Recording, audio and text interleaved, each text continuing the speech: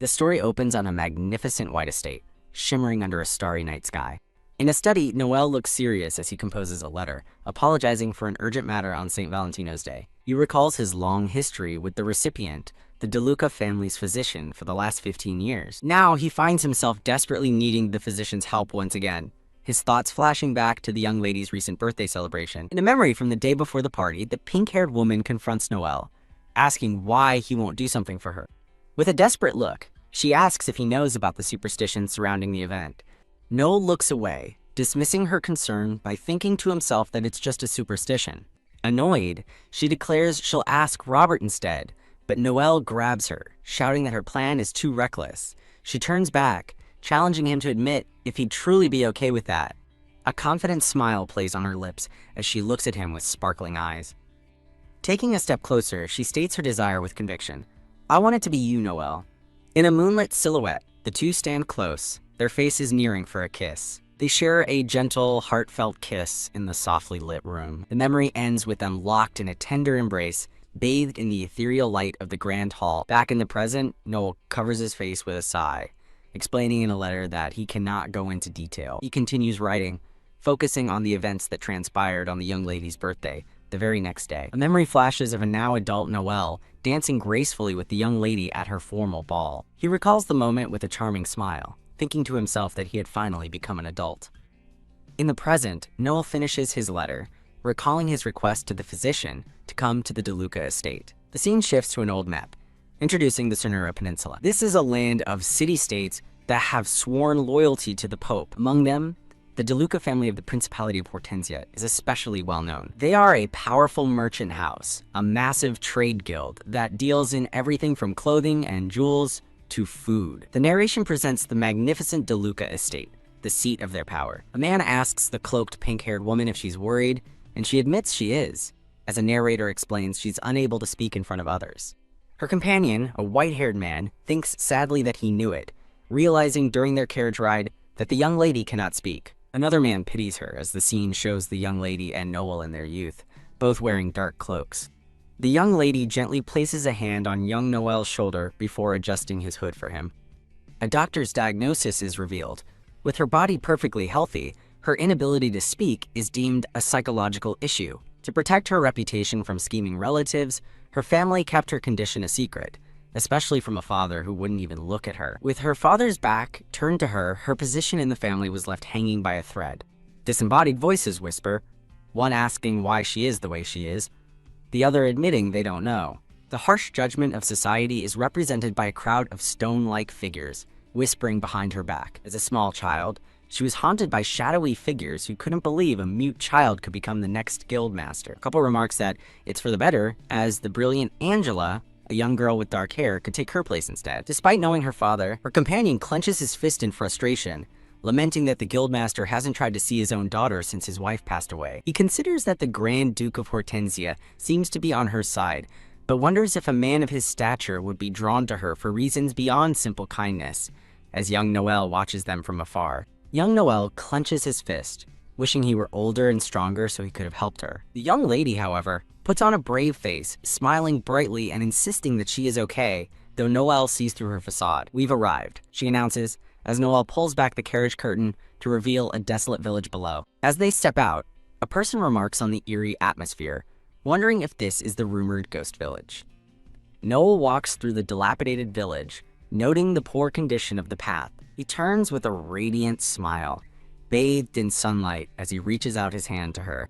His gentle, reassuring smile remains as he waits for her to take his hand. She watches him, mesmerized, thinking his hair shines like a dazzling jewel and that it's no wonder the guild members call him an angel. She smiles shyly to herself, imagining a tiny Cupid version of Noel happily playing a trumpet beside her. A flashback reveals a younger, sickly Noel who a doctor had diagnosed with an incurable disease. She recalls that Noel, despite his own troubles, was the only one who helped her without complaint. Though she is now taller than him, she reflects that Noel continues to support her just as he always has. A rumbling carriage departs, leaving a pink-haired woman and a white-haired boy cloaked in black. The woman urges him forward, but he hesitates, contemplating their deal with the notorious collector of demonic relics. He reminds her their mission is for the Grand Duke, but she points out the enormous payment involved. He smirks, pointedly asking if her true motivation isn't really about the Grand Duke. She flusters as he correctly guesses her true desire is to meet the Grand Duke again. Changing the subject, she asks where to start, and he gravely explains their search is tied to a century-old war. He reveals that due to the war, their only destination is a massive, secluded church up ahead. He reassures her that if they fail, he'll invent a convincing excuse for them. She smiles warmly, thanking him for his constant reliability. He is deeply touched, thinking that as her secretary, such loyalty is only natural. A sudden, panicked voice from within the church screams at them not to come any closer. The white-haired boy shields her and finds the door locked, but she firmly tells Noelle to move aside. She coolly reveals a pistol strapped to her thigh, declaring she'll open it herself. With a powerful blast, she expertly shoots the heavy door's lock, shattering it completely. As the door flies open, they witness a figure plummeting from an upper level inside the dark church. They spot the holy knight they were seeking, but are shocked to see a menacing figure in a plague doctor mask looming over him. The terrified knight screams, pointing at the masked figure and calling them an enemy of God. While she is confused by the title, Noelle realizes they are facing the legendary being said to steal divine blessings from holy knights. The imposing enemy of God stands silhouetted against a grand stained glass window. The knight begs for mercy as the masked figure forcibly extracts a glowing pink gem from his armor. He desperately screams at the onlookers for help, yelling that he's being murdered. Noelle considers intervening, but the pink-haired woman stops him, deeming it too dangerous as she pulls out a strange, glowing device. Suddenly, another cloaked person shatters a stone wall with a sword, shocking her with their immense power. Startled, she and Noelle turn to face the new, powerful intruder.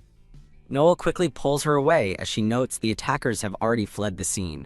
She decides they should check on the condition of Lord Armandi, and they proceed cautiously into the church. Noelle looks down at the injured knight and confirms his identity, addressing him as Lord Benedetto Armandi. When asked if he's all right, the wounded Lord Armandi snaps back sarcastically before demanding to know who they are. Holding the injured lord, Noelle thinks it's a bad time for explanations, and focuses on the masked attacker who escaped. Lord Armandi recalls the blood-splattered angel statue, and furiously wonders if the masked figure was truly the enemy of God. Lord Armandi's face is a mask of pure, unadulterated rage. He grabs Noelle, aggressively demanding to know if he saw the gem being stolen, but Noelle decides to feign ignorance. The pink-haired woman watches the tense confrontation with a concerned expression. Noelle plays dumb, asking if he was attacked by robbers, but Armandi presses him, asking if he saw his attacker's face. Clutching his arm in pain, Lord Armandi seethes with frustration. Noelle steps back with a disarming smile, apologizing for the delayed introduction. He introduces the pink-haired woman as Elena DeLuca of the Merchant Guild, and himself as Noelle, her secretary. Lord Armandi looks surprised, but seems to accept their identities for now. Armandi questions why she would bring a mere kid as a secretary, prompting a serene smile from Noelle. Noelle reflects internally that he's been hearing that same condescending question for the last 3 years. He corrects his thought, it's been 15 years, as a memory of him holding a tiny Elena flashes by, and he tells Armandi he's not as young as he appears. After checking their credentials, Armandi concedes they are not lying, but remains suspicious of the Merchant Guild's presence. Noelle and Elena face the wary knight, maintaining their calm and pleasant facade. Lord Armandi falls silent, deeply contemplating their story, while they wait patiently for his judgment. A close-up reveals Noelle's expression of quiet, unyielding resolve. Lord Armandi explodes with rage, calling their offer an insult and accusing them of being thieves, but Noelle calmly stands his ground.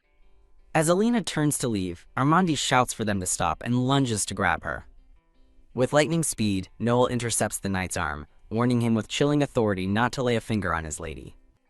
Noelle glares down at the knight, his cold expression completely betraying his youthful appearance. Stunned by his strength, Lord Armandi snarls that they were the ones who meddled with his property first. The pink-haired woman and the blonde-haired man examine an ornate mirror, as she asks if it's the demon's mirror. The blonde-haired man flashes a confident, charming smile. The armored man clenches his fist, recalling the Grand Duke's generous offer and thinking his prey walked right into his trap. He worries that while losing his title is one thing, the Pope will never forgive this failure. He watches the two youths from a distance, realizing they arrived just before he lost his divine blessing. Concluding they witnessed his fall from grace, he decides he must kill them to eliminate witnesses and still get paid. He tries to steady himself, thinking it's foolish to panic over two mere children. Deciding against redemption, he prepares to attack the stupid little pests and send them to the afterlife together. He lunges forward, swinging a massive blade of pure energy directly at the pink-haired woman. As his attack closes in, he declares he'll start with her, as she stares back in frozen terror. Her eye reflects her attacker before the scene shatters violently. The two youths look on in shock as their attacker is mysteriously blown backwards, wondering who or what just happened. The pink-haired woman gazes upward, her expression serene and contemplative after the sudden turn of events. A cloaked figure, the enemy of God, stands in the ruined church as she wonders why this person saved them. Thick black smoke billows through the church as Noel urges Alina to escape the fire, while their attacker lies dying in the flames. A mysterious hooded figure stands silhouetted against the raging inferno engulfing the cathedral. From a distance, Alina and Noel watch the church burn, embers rising into the sky. Alina looks away sadly, acknowledging that while she didn't want him to die, their attacker is likely gone. As they walk away from the burning ruins, she remarks that the fire is spreading and it's time to go home. Noel questions how they'll sneak back into the city, but she confidently assures him she'll figure something out. Back at the estate, a maid and a butler inform Noel that the master is calling for him. The maid urges the soot-covered Alina to go wash up. Now clean and formally dressed, Noel walks through a grand hall, wondering why the guildmaster has summoned him. He reflects on how quickly the attack happened, realizing the young lady was nearly killed while he was distracted for a mere moment. A tear escapes his eye as he thinks he cannot let this go, especially since it required the intervention of the enemy of God. Standing before a grand door, he steels his resolve, vowing to try harder from now on. Taking a deep breath, he announces himself to the master as the heavy doors begin to open. Inside, a man stands with his back turned, gazing out a large window at the night sky.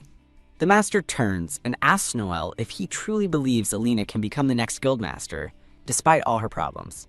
Noel passionately defends her, insisting her superior work over the last 3 years proves she would be a great leader. The master changes the subject, and Noel confirms that the celebration preparations are proceeding smoothly. The master then startles Noel by ordering him to look for a new secretary.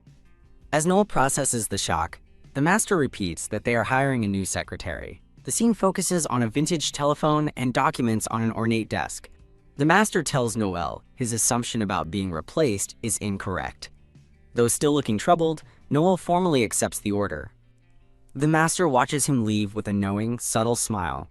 At a bakery, a man announces the arrival of an important guest while cleaning the floor. Noel informs Alina, who is busy reading at her desk, that he has finished tidying the shop. Alina looks up with a brilliant smile, praising Noel for his good work. Noel suggests they hire another person to help, and Alina agrees, noting their recent financial stability. She smiles, seemingly pleased with the progress their shop has made. She reflects on being falsely accused of money laundering shortly after taking over the shop, an accusation no one would believe was false. The situation had escalated to the brink of her arrest, and Noel was nearly taken away for defending her. They were saved only by the timely arrival of the Grand Duke, whose imposing presence stopped her accusers. Back in the present, Alina casually asks Noel if he saw her father the day before. Startled, she jumps to the conclusion that he was fired, only to realize he's just an additional secretary. Noel stands before her desk, holding books, as she processes the news.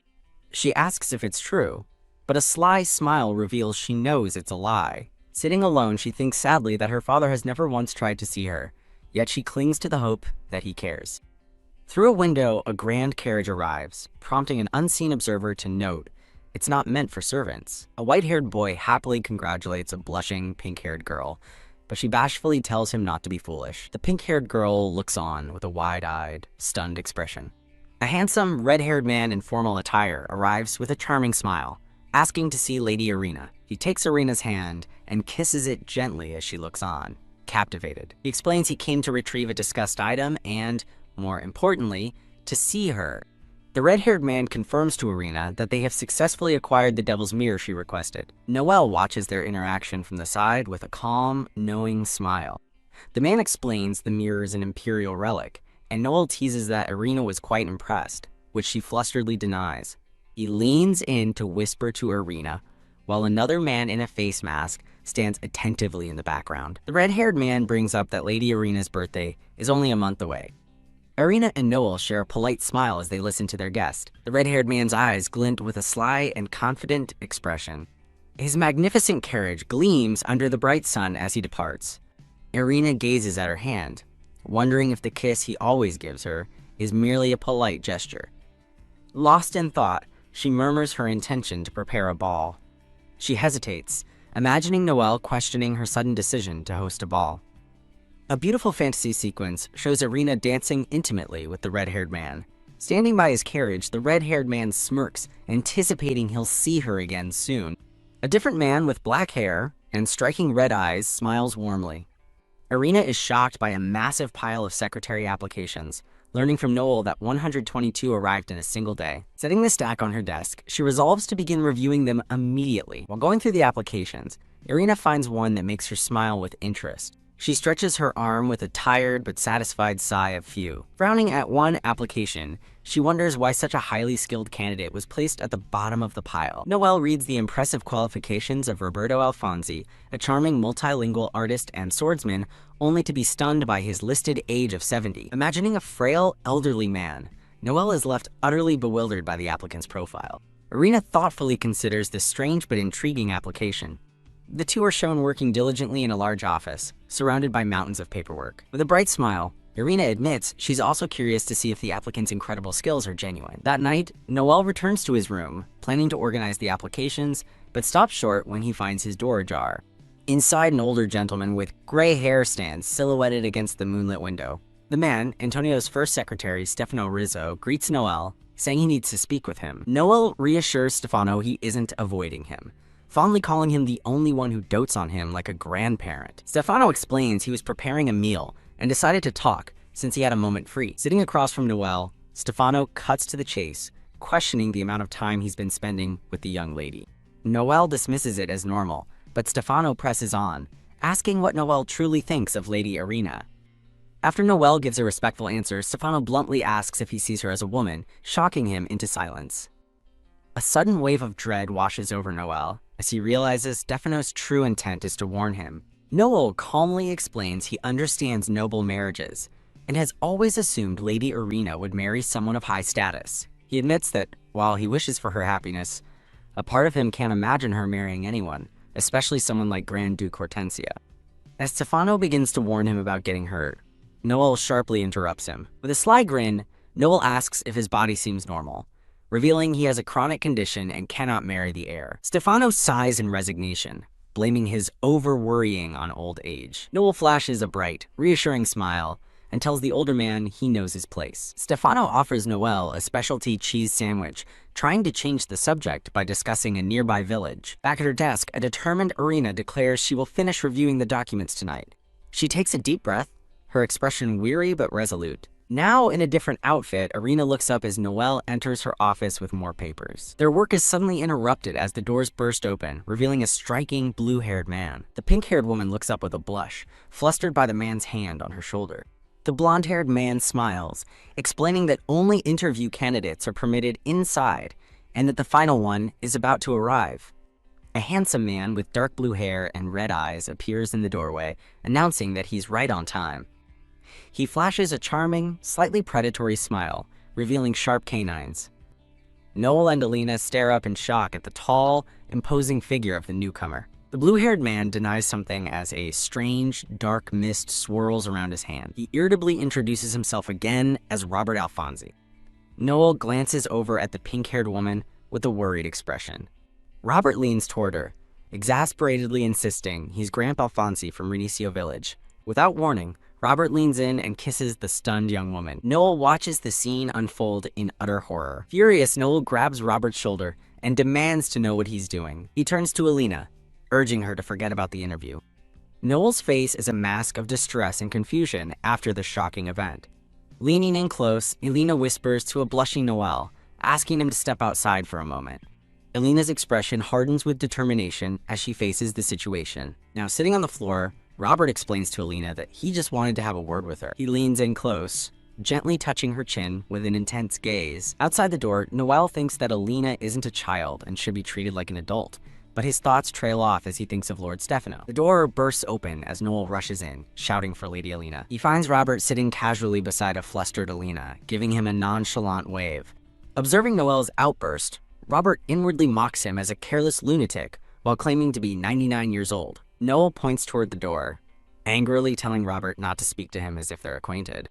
Robert smugly questions Noel's authority, calling him a little boy, but Noel retorts not to judge by appearances. Robert asks Alina how they are different, and she states she can't grow up due to an illness, prompting him to ask her age before he demands Noel leave so he can speak with the young lady. Looking distressed, Alina firmly tells Robert that's enough. Robert admonishes her, insisting she needs to show proper respect to Noel, her senior. With an annoyed expression, Alina turns away and offers a curt apology to Noel. Sometime later, Alina smiles brightly while looking over a document. Robert explains to Noel that he'll handle the confidential contract details himself, much to Alina's amusement. Noel sighs in utter frustration, clutching his head. He flashes back to memories of Alina's success, speaking confidently, being recognized as the merchant group's head, and being surrounded by people. He recalls that while he thought he would be happy to see her thrive, he felt something else instead. The memory of Alina stopping Robert and his own feeling of shock reveal a deep sense of unease. Snapping back to the present, Noel looks up as a cloaked figure arrives, and he greets him. Noel formally welcomes the man, addressing him as Investigator Pietro. He gives Pietro a task: investigate an old man named Robert Alfonsi living in Renicio village. The scene shifts to a different man with red hair, standing formally in a lavish room before a grand throne. His hand hovers over a small mirror on his cluttered desk as he says, "So you're here." A brown-haired man asks if the demon's mirror was just an excuse to get close to the DeLuca family and questions his continued work on ancient scripts. The red-haired man brushes off the questions, ordering his subordinate to use the DeLuca family's power to unite the empire. The subordinate confirms he's already bought a gown for the ball, which seems to catch the red-haired man by surprise. The red-haired man leans over his desk, his expression a mixture of contemplation and resolve. With a maniacal laugh, he declares his intention to go to DeLuca and propose. A few days later, Robert is seen lounging on a sofa in the DeLuca reception room while Noel sits beside him. Noel angrily confronts Robert, blaming him for causing the young lady to skip her morning lessons. Robert dismisses his concern, casually stating they were just talking and that missing one theology class won't hurt. Losing his temper, Noel grabs Robert forcefully by the shirt collar. Noel warns him that his bold comments are dangerous, reminding him that the Holy See only stopped witch hunts 10 years ago. Noel explains that if Robert gets into trouble, Lady Alina will be held responsible since she outranks him. Robert agrees to be more careful, as Noel mentions finishing his own dress fitting for the ball. Alina stands elegantly in a beautiful off-the-shoulder gown, her expression a mixture of shyness and anticipation. With a gentle smile, she looks radiant and content. An unseen admirer's eye widens, captivated by the sparkling sight before them. Alina looks down with a pleased smile, murmuring that it's gorgeous. A silhouetted figure agrees enthusiastically as the chief accountant, Justina, is suddenly spotted by a surprised onlooker. Identified as Justina, the chief accountant of the DeLuca Trading Company, she laughs off the surprise, asking when she arrived. A handsome, blue-haired man named Alphonse admits he came to scold her about the books, but was so struck by her beauty that he forgot his anger. Watching the exchange, Justina remarks that the lady certainly has an eye for attractive men. Justina suddenly remembers that the head of the trading company asked her to deliver something. She presents a fine box, excitedly announcing it's a birthday gift that he picked out himself. As Justina crosses the room, she muses that the gift must be something truly pricey and beautiful. Justina cheerfully hands the gift box over to a grateful Alina. Alina thinks to herself that what she truly wants from her father isn't about cost, but the heirloom DeLuca family necklace and earrings. A vision of the sparkling family jewels, a magnificent necklace and earring set, appears before her. She recalls seeing the heirlooms in portraits of the company's founders, declaring them the true symbols of the company she wants to inherit. Alina looks down at the box with a slightly uncertain expression as she prepares to open it. Opening the box, she thinks she wants the heirloom but worries her father still deems her unready to take over the company. Justina gasps at the stunning diamond necklace inside, exclaiming how lucky Alina is and offering to help her put it on. The brilliant diamond necklace now rests elegantly on Alina's collarbone. Across the room, Alphonse looks on in surprise, while Noel appears tense and annoyed. Alphonse smirks, recalling an old legend he heard from Hortensia. Alina touches the necklace and thoughtfully corrects someone, saying it's not about fortune, but happiness. A silhouetted scene illustrates the legend. A kiss on the eve of a 20th birthday. The two silhouetted figures gaze into each other's eyes. They share a passionate kiss as a radiant light envelops them. Alphonse explains the kiss can lead to love, but Noel snaps at him not to say such childish things. As Noel glares, Alphonse smiles to himself, thinking the legend's creator deserves a medal. Alphonse leans in and asks Alina if she's already chosen who will give her the legendary kiss. Noel furiously scolds Sir Alphonse for his inappropriate question, restraining himself only because others are present. Ignoring him, Alphonse playfully twirls a lock of Alina's hair. He gazes at Alina with a confident, charming smile. Leaning closer, Alphonse asks if Alina has decided, offering to be the one to kiss her. Justina watches in shock, wondering if Sir Noel is really okay with this as he remains silent. Panicking, Justina internally screams for Sir Roberto to run, mistaking Alphonse for the elderly applicant. Alphonse gently holds Alina's chin, moving in for a kiss. A vision of a shattering mirror flashes as he thinks about just being with her. A sudden, forceful grab stops him short. An enraged Noel grabs Alphonse's shirt, shouting the name Roberto Alphonse. Noel glares daggers at the stunned Alphonse, holding him firmly by the collar. Alina watches silently as Noel protectively stands between her and the man he's confronting. She watches the scene unfold, her expression unreadable and lost in thought. Alina questions why she should back off when Noel is always the one supporting her, yet she still can't understand his thoughts. Noel's face is etched with frustration as he thinks he must take care of her responsibilities. He reflects that when it comes to Lady Elena, men seem to lose all perspective, as if their world revolves solely around her. The scene shifts to a weary, brown-haired man looking down with a somber expression. Noel stands before the man, who sits at a grand desk in a spacious office. The man reviews a document and smiles, remarking that Alina seems to have hired someone competent. His smile widens with hope as he wonders if this means she'll finally start opening up to others. He looks toward Noel with conviction, stating his belief that she will change, little by little. Noel asks the man to attend the ladies' banquet, but he declines, citing an important meeting. A gray-haired man with red eyes states that due to work, he probably won't be able to make it to the ball tomorrow. He gives a document to Noel explaining that he's prepared a gift and wants to know how she reacts to it. The scene shifts to a formal dinner, where Alina sits alone at a long, lavishly set table. Two smiling maids stand proudly behind a banquet table, overflowing with fine food and desserts. Across the table, an older couple, likely family members, are seated for the meal. Alina stands silently in a beautiful black and gold gown, her expression somber as she faces a fireplace. An unseen person asks Alina if she has thought about their conversation from the other day. Alina feels the oppressive weight of the dinner party, thinking how the suffocating atmosphere never changes. An older woman, identified as Alina's grandmother, Sabrina De Luca, questions her about the company's succession, cynically asking if she's serious about claiming the inheritance. Sabrina tries to persuade Alina to give up her claim, assuring her that the inheritance alone is enough to live comfortably without the burden of the company. Alina looks away, realizing this isn't a real conversation but a lecture where her answer isn't expected. Feeling utterly alone at the table, she thinks that no one is truly on her side and wishes she could hear what everyone else thinks.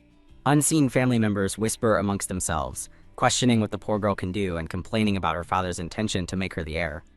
The whispers continue, with relatives suggesting Alina should stick to running her small store and that her cousin Angela is a better choice for successor. The cruel whispers escalate, calling her a mute who should know her place, and Alina feels trapped in a nightmare, silently pleading for it to stop. A man stands and defends her, reminding the cruel guests that even if Alina doesn't speak, she can still hear their insults. Alina's cousin, Angela De Luca, patronizingly tells Alina not to be upset, claiming her suggestion to step down was for her own good, to avoid a scandal over her inability to speak. As another guest praises Angela's sweetness, Alina thinks bitterly that she can't even voice her own desire to lead the company. Trapped by symbolic chains, she clings to the hope of a normal life, but despairs that it might be impossible if she can't even speak her dreams aloud. As she begins to resign herself to the idea that she was never meant for the role, the sound of a door opening cuts through the silence. The oppressive atmosphere manifests as shadowy figures with glowing red eyes, representing the family's silent, hostile judgment. Noel appears in the doorway, his sudden arrival silencing the room as he asks what everyone was talking about. Noel stands protectively behind Alina's chair, prompting her grandfather, Theo DeLuca, to angrily demand who gave him permission to be there. Unfazed, Noel calmly requests 2 glasses of wine, further enraging Theo, who yells at him to speak up, slamming his hand on the table. The grandfather furiously roars Noel's full name, questioning his audacity. Noel simply smiles, holding a glass of wine with an air of complete composure. He raises his glass to Elena's, beginning a toast by addressing her as the next heir of the merchant group. Elena smiles, pleased, as Noel finishes his toast, to Lady Elena's good health. Enraged by Noel's public declaration of support, Theo slams his fist on the table and screams Noel's name again. Noel calmly challenges the family's debate, but Theo furiously disowns him, shouting that he has no right to speak there. Standing firmly before Elena, Noel coolly retorts that Elena herself was the one who gave him the DeLuca name. Sabrina intervenes, telling Noel that Elena needs real guidance, not a loyal dog, causing Noel's expression to harden. With a chilling smile, Noel warns her that even a lady's dog can bite back as a spark of lightning flashes from his hand. Noel's expression remains sharp as he listens to another family member's accusation. Tito DeLuca, Angela's father, angrily accuses Noel of having selfish ambitions that are hurting Elena. Nearby, Angela's mother whispers to her daughter that this is the perfect opportunity for her to take over the group. Elena overhears their scheming and turns her head with a startled expression. Noel calmly refutes their claims, revealing to the shocked family that Elena has started talking to someone else. With a smug smile, Noel announces that her condition is steadily improving and she can now communicate with her new secretary, Roberto Alphonse. He declares that Elena will soon interact with many people and speak freely, no longer relying only on him. Noel privately thinks that her recovery will only intensify the succession battle, as Tito looks on with concern. Elena's grandparents, Theo and Sabrina, are visibly distressed and unhappy with this unexpected news. The family raises their glasses in a tense, uncertain toast under the grand chandeliers. Elena, however, holds her wine glass with a radiant and confident smile, a clear sign of her renewed spirit. She and Noel share a warm smile, standing together in a moment of shared victory. Later, while walking through a grand hall, Elena quietly thanks Noel for defending her in front of everyone. She warns that his actions will make him the family's new target, but he smiles, replying that he doesn't mind as long as she keeps him by her side. He assures her he will be fine, and she softly accepts his unwavering loyalty as they continue to walk. As Elena walks down a long, shadowed hall, Noel's thoughts reveal his simple, driving motivation. He just wanted to be there for her. Noel narrates that Elena's situation is cruel, a father who skips her birthday, and relatives who only want to control her on the last night of her 19th year. Noel stands before a sad Elena in a black and gold gown, gently reassuring her that she's doing her best. Looking up with a confident smile, Elena reminds him that tomorrow is her birthday. On the night before her 20th birthday, Elena asks a confused Noel if he knows what he's supposed to do as she reaches for his hand. With a determined and pleading look, Elena makes a direct request. "Kiss me, Noel." Stepping back slightly, she repeats her demand for Noel to kiss her. Elena looks at Noel with an intense, unwavering gaze. A memory flashes of a different, dark-haired man holding Elena's face, about to kiss her, reminding her of a previous conversation. As Elena stands surrounded by glowing flowers, Noel's thoughts reveal his inner conflict about her becoming an adult. He feels frozen in time, unchanged since they first met, while silhouettes show her growing up beside him. Noel reflects on his ambiguous status as her friend and secretary, seeing it as one of many reasons he must refuse her. Recalling a stern warning to remember his duties, Noel concludes that he really should refuse her request. Elena looks away in despair, thinking that even if he does it, she still won't find happiness. Desperate, Elena grabs Noel's arm and begs him to help her be happy, reminding him that they are friends. Noel internally reasons that she is likely asking without thinking deeply, biting his lip in turmoil. Turning his back, he believes the person who kisses her must be perfect, a standard he feels he can't meet. Noel suggests she ask Archduke Hortensia tomorrow instead, confident the man she admires wouldn't refuse. Despite being the one to reject her, Noel clutches his chest, wondering why it aches so much. Elena passionately objects, insisting that it absolutely has to be today. Placing her hands on his shoulders, she confronts him directly, asking why he won't do it. Noel explains his refusal is because he is her secretary, causing her expression to fall.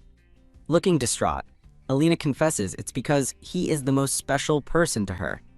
Noel is visibly shocked by her heartfelt declaration, his face flushed and sweating. Turning away, Alina reluctantly says that if he won't, she'll ask Robert, leaving Noel stunned. She announces she's going to find Robert right now and begins to walk away from a stunned Noel.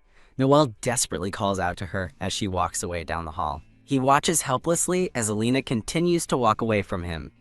Alone, Noel thinks about all the practical things he should have said, but couldn't bring himself to. He admits it was hard to accept their relationship staying as it was. He questions if his feelings are just jealousy over Robert Alfonsi, as the memory of them shatters. Noel realizes the truth is simpler and more profound as he looks at Alina. He admits his selfish desire is to stay by her side forever and wish that no one else could be close to her. He remembers the confusion and turmoil he felt upon learning Alina could converse with Robert, breaking his role as her sole connection.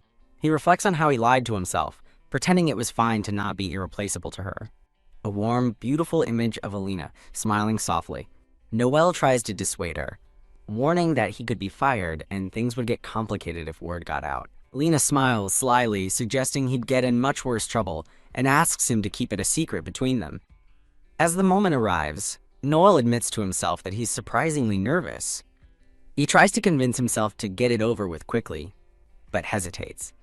When Alina asks why he stopped, Noel explains he has watched over her like a guardian since she was 5. She grabs his vest, asking if he's being forced, but a flustered Noel insists he's just nervous, not unwilling. With a tear in his eye, Noel admits it's his first time as their silhouettes are framed by the window, surrounded by ethereal white roses. Alina closes her eyes in anticipation. Gently touching his face, she whispers his full name, Noel DeLuca. Noel recalls that for 15 years, her voice belonged only to him, allowing him to understand her feelings perfectly. They finally share a gentle, sparkling kiss. The tender kiss deepens as they embrace each other. They pull apart, and Noel lets out a shocked shout. Alina pants, flustered, thinking about what just happened as Noel stands with his back to her, equally stunned. Still reeling from the kiss, Alina clutches her chest, finding the feeling suffocating. Sighing, she wonders if this intense emotion is what people risk their lives for.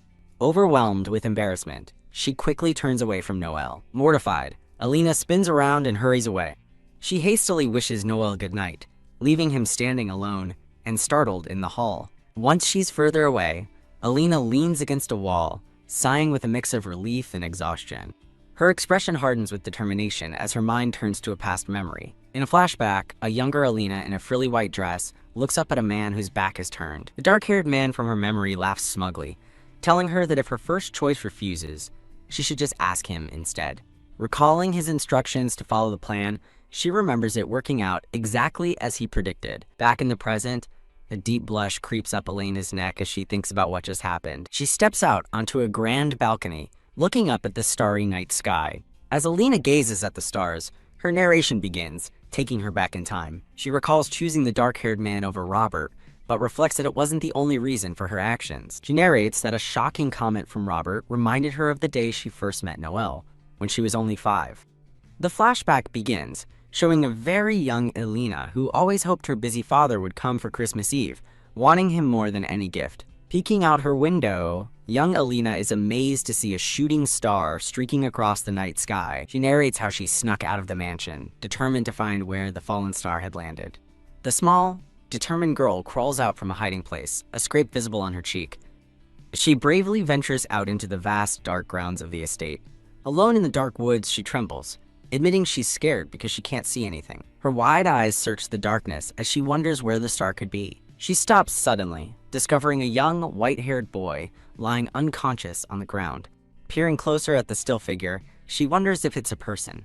Kneeling beside him, she notices how he seems to sparkle and concludes that this person must have fallen from the sky. Gently touching his face, she whispers for him not to sleep, hoping he'll wake up and play with her. She tries to shake him, frustratedly wondering why he won't wake up. Remembering a nearby puddle, she gets an idea, certain that splashing water on him will wake him up. He looks up, his expression still hazy and unfocused. She immediately claps a hand over her mouth, stunned that she just spoke out loud. As the boy looks at her, she thinks about how she can't even speak in front of her own father, no matter how hard she tries. He reaches a hand toward her, weakly asking if she is an angel. Overcoming her shyness, she asks him back if he is really an angel. When he doesn't answer, she leans in closer, wondering why he won't say anything. The white-haired boy simply gazes at her with his piercing eyes.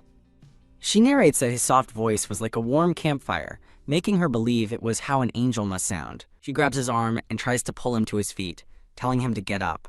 She sadly concludes that the angel can't seem to understand her language.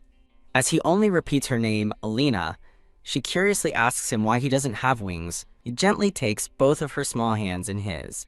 A huge, joyful smile spreads across her face as she realizes how fun it is to talk so much again. Filled with sudden resolve, she decides she wants to take him home and eagerly invites him to live with her. She leads him away by the hand, excitedly telling him about her big house, good food, and pretty clothes. Suddenly, she trips and cries out that her feet are bleeding, and the boy worriedly calls her name. Her narration reveals that her tears weren't just from the physical pain, but from the agony of being unable to express how hard things had been. She thinks about the constant suffering she has endured ever since she lost her voice. Overwhelmed by pain and emotion, the little girl finally breaks down into heartbreaking sobs. The white-haired boy looks down at the small, pink-haired girl in the magical forest. He gently holds her small, bloody foot, examining the injury with concern. Lifting her into his arms, he holds her as she realizes with a panic that she doesn't know the way home. Cradled against him, she thinks that if he remains silent, she'll have no choice but to throw him out. Her threat is cut short as she looks up in shock at her stern-faced father and a worried maid. Looking down from the balcony, her father and the maid watch as the girl happily thinks her angel made it home safely. Holding the now crying girl, the boy gently asks her why she's in tears. Reaching out, her father worriedly calls her name Alina and asks if her ordeal was too much. As she touches his cheek, the boy is described as a precious gift sent by God. The maid and father are stunned, realizing with disbelief that she can speak to him. The flashback ends with the boy, Noel, smiling as he holds her, and the scene transitions to a grown Alina gazing out a window. A new day dawns over the magnificent and sprawling ducal mansion. In a sunlit room, someone begins to stir from their sleep. Waking up, Alina reflects that her dream of meeting Noel, usually nostalgic, now fills her with guilt. Elsewhere, a shirtless and troubled-looking Noel starts his morning. He looks down at his discarded clothes on the floor, wondering where they came from. The memory of his passionate kiss with Alina flashes through his mind as he stands shirtless in his room. Overwhelmed by the memory, Noel blushes furiously, touching his chin in embarrassment. He discovers he's not alone, as the dark-haired man Robert sits casually on his windowsill. Robert asks when he got there, revealing that he was the one who carried a passed-out Noel to his room. Noel asks if Robert was with him all night, but Robert denies it, tossing him his clothes as he says he just came back to check. Catching his shirt, Noel is struck by the sudden realization that his body has gotten bigger. His thoughts turn to the man in his room, Robert Alfonsi.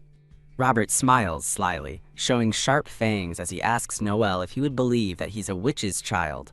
Gesturing grandly, Robert challenges Noel, asking if he's going to ignore the fact that his own body has changed too. Noel looks down at the shirt in his hands, quietly processing the shocking revelation. Meanwhile, Alina waits alone on a sofa, sadly concluding that Noel hasn't come to see her. Covering her mouth, she worries that he's avoiding her because of their kiss. She fears he might have hated being forced into it, but quickly dismisses the thought, vowing Robert won't get him. She presses her hands to her cheeks, overwhelmed with mortification and anxiety. Back in the bedroom, Robert extends a hand to Noel, seemingly offering help. Puzzled by the situation, Robert admits he doesn't understand the kiss, reminding Noel he's a witch's child, not a god. Robert suggests that when Elena sees Noel's grown-up self, she won't be able to speak, causing Noel to look up with alarm. Noel angrily tells Robert it isn't funny, but Robert just hands him a shirt, telling him to report in if he's so eager. Placing a hand on Noel's shoulder, Robert smirks and says he'll only know if Alina recognizes him if he goes to meet her. Deciding Noel is taking too long, Alina stands up, determined to go find him herself. She hurries through the hall and approaches the large, ornate doors to his room. Just as she reaches for the handle, the door opens, revealing a much taller Noel, leaving her stunned. She stares up in awe at his new adult form. Noel asks if she recognizes him, privately fearing Robert was right about her being unable to speak to his grown-up self. With a pounding heart, Alina clutches her chest, wondering why she feels so flustered. Robert suddenly appears behind Noel, grabbing his shoulder and asking why he's spacing out. As Robert explains, Elena isn't ready yet. She clarifies that she came to find them because they were taking so long. She looks up at Noel with a blushing, gentle smile and confirms that of course she recognizes him.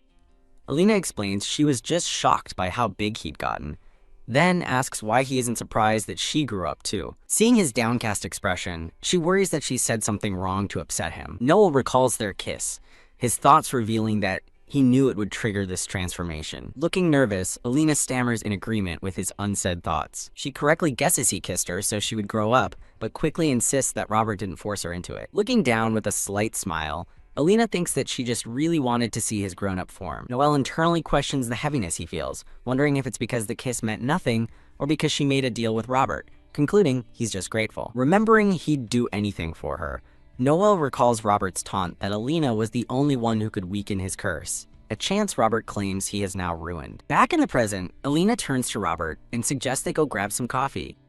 The three sit in a lavish room, separated by a long table.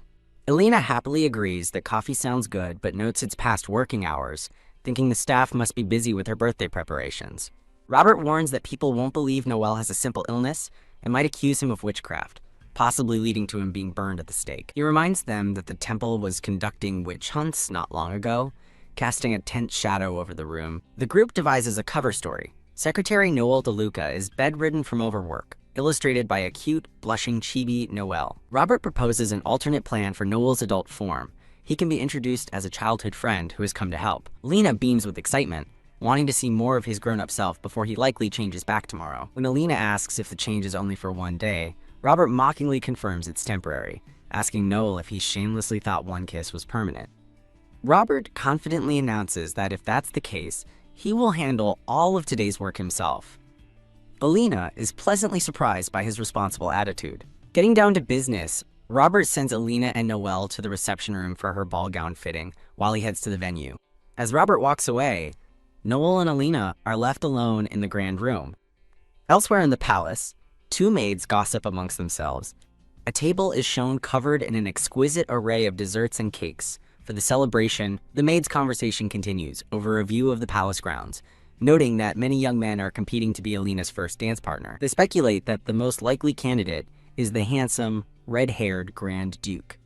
A seamstress reluctantly hands a dress box to Alina, saying she'll return to help just before the ball begins. The seamstress thinks to herself what a shame it is that she won't get to see Alina wearing the dress.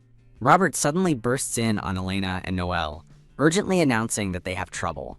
Alina and Noel stare in shock as Robert stands before them with a grave expression. Taking charge, Noel calmly asks if the missing item was from their own collection, or borrowed. An attendant stammers that it wasn't on the official list, while Robert looks stunned to learn the missing item is a stone monument. A blonde-haired man touches his chin with worry, realizing that if it's the borrowed monument, the situation could escalate into a national conflict. As an unseen person cries out, "My lady," Alina panics, fearing she's going to be sent to prison. The attendant collapses in terror, wailing that the Castano Royal Prison is a place so harsh that not even the dead could survive it.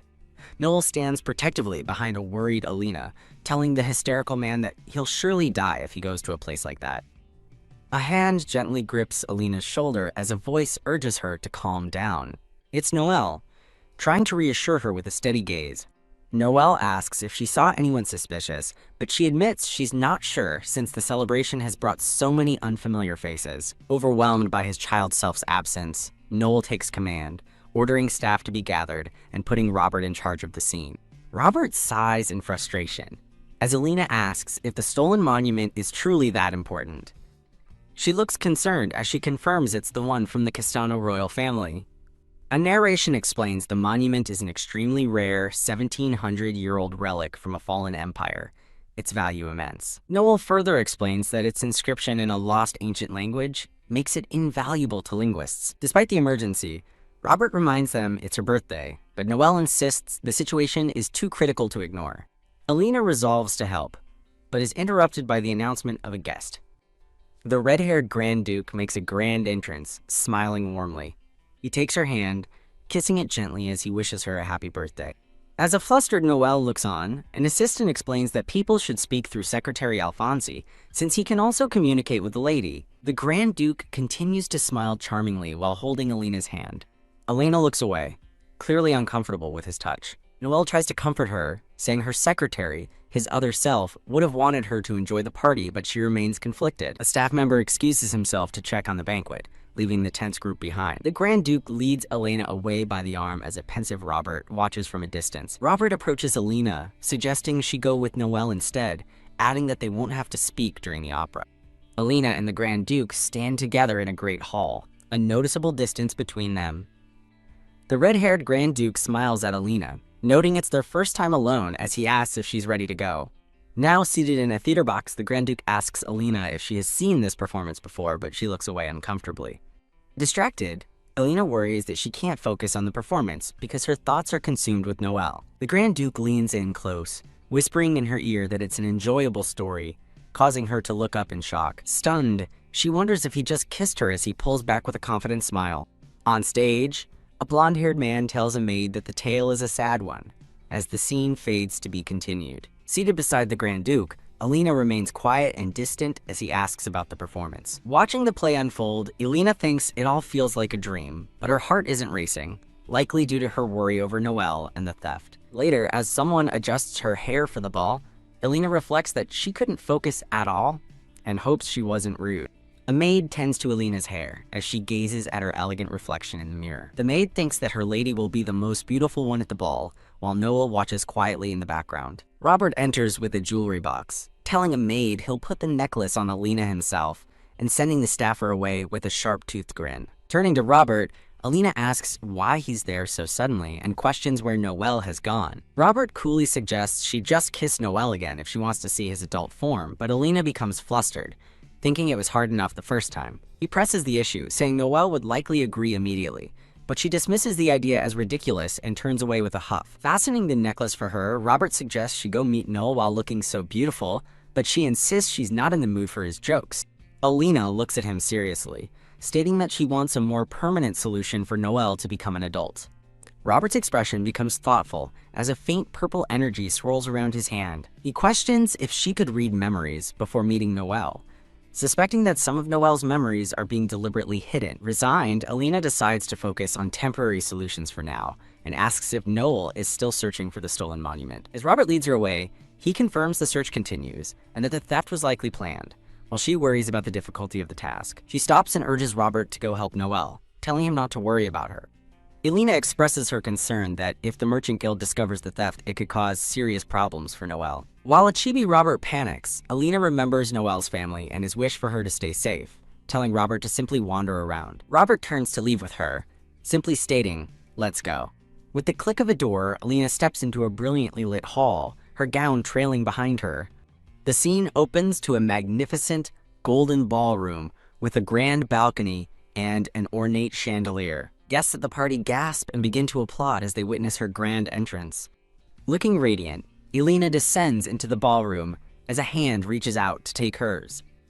A woman with brown hair and sharp fangs smiles, asking if she is Justina the accountant. Clearing her throat, the woman formally introduces herself from a balcony as Justina Tint, accountant of the DeLuca Merchant Guild. Justina announces that she has a message from the Merchant Lord to deliver before Lady Elena's celebration begins. After stating Elena's father won't be attending, Justina coyly asks her to guess what gift he has sent instead. Justina grandly reveals the gift, a personal library built exclusively for Elena. She elaborates that the library was designed by a famous architect, and its collection of rare books surpasses even the imperial families. With a wide grin, Justina assumes Elena must be very surprised by such an extravagant present. Elena quietly thinks that she would have preferred seeing her father over any gift, wondering if that makes her ungrateful. Despite her private thoughts, Elena forces a brilliant, happy smile for the crowd.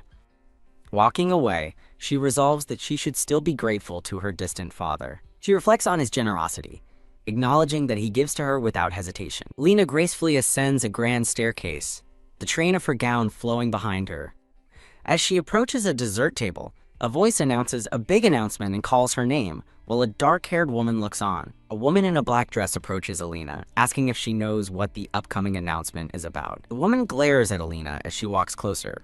She suddenly grabs Elena's arm, her grip tight and possessive. Leaning in, the woman whispers, speculating that Alina's uncle might be naming her the next leader of the merchant guild. She then cruelly reminds Alina that even if she knew, she couldn't say anything because she's unable to speak. The woman continues her taunts as Alina tells herself to calm down. Alina calmly deduces that the woman, Angela, must not know what the announcement is either. With newfound resolve, she concludes that her father would never name a successor other than her on her own birthday. The woman with purple hair, Angela, slyly asks about the big announcement and wonders if Alina's uncle is coming. Man thinks it's sad for a father to miss his own daughter's birthday, regardless of the grand gift, as Alina looks downcast. Angela cheerfully praises Alina's father's knowledge and kindness, encouraging others to go to him if they ever need help. With a sudden move, Angela's gloved hand grips Alina's chin, forcing her to look up. Angela cruelly tells Alina that her father doesn't hate her for being a defective daughter, but simply wants to use her to become the next guild leader for his own ambitions. As Alina laments her perceived defectiveness, Angela grabs her arm, announcing she has a friend to introduce since Alina is always with Noelle. Angela leads her away, suggesting she needs a friend her own age and gestures for her to look at someone. A woman with blonde hair snaps open a decorative yellow fan with a flourish. As the blonde woman peeks over her fan, a third woman with reddish-brown hair remarks on the beautiful friendship between the other two. Angela stands beside a tense Alina, both of them dwarfed by the menacing silhouettes of men in the background. An unseen person thanks Alina before asking about an incident with someone rummaging through luggage, which, she clarifies, was part of the search for a stolen item. A blonde woman asks what was stolen and who's responsible, while another gossips that it was Secretary Noel, who she claims is acting like the head of the guild. Now identified as Alina and Angela's cousin, Clara DeLuca, the woman with reddish-brown hair doesn't want to hear the gossip, recalling Noel was given his name by the guildmaster. The women continue to gossip about Noel's incurable illness, claiming he has looked like a child for the past 15 years. Clara callously suggests Alina should just marry Noel to officially make him part of the family, shocking Alina. Seeing Alina's reaction, Clara smugly concludes that Alina dislikes Noel, while the other women look on with amusement.